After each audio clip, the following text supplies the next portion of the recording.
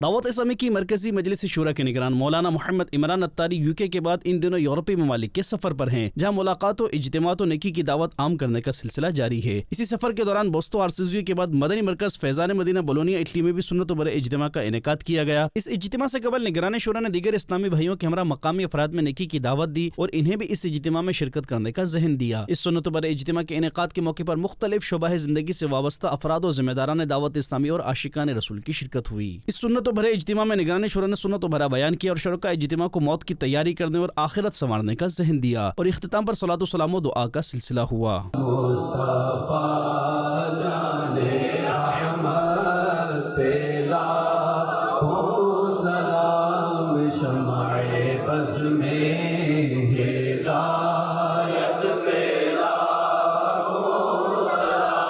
یا اللہ ہمیں عذاب قبر سے بچا، عذاب جہنم سے، قبر کے عذاب سے بچا، قبر کے ساتھ بچھوں سے بچا، ہماری قبر کو جنت کا باغ بنا کر یا اللہ ہمارے حال پر خاص کرم فرما، ہمیں بس ہم بدل جائیں اور ہم نیک بن جائیں، ہمارے دل اور ہمارے دعا تیری عبادت کی طرف آ جائے، ہمارے دلی بچوں پر بھی کرم فرما، ہمارے گھر بار پر کرم فرما، ہمارے کاروبار پر کرم فرما۔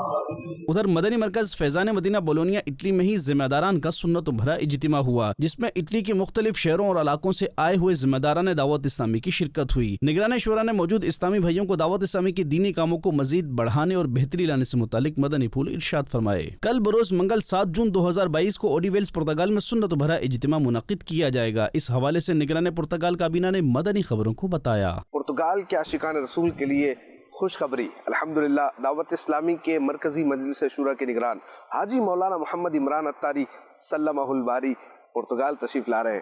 7 جون 2022 کو مغرب کی نماز کے بعد انشاءاللہ عزوجل آپ کا خصوصی بیان ہونے جا رہا ہے۔ دارالعلوم اودیویلش مسجد غوثیہ میں مغرب کی نماز 9 بجے انشاءاللہ ادا کی جائے گی۔ مغرب سے عشاء کے درمیان یہ بیان ہوگا۔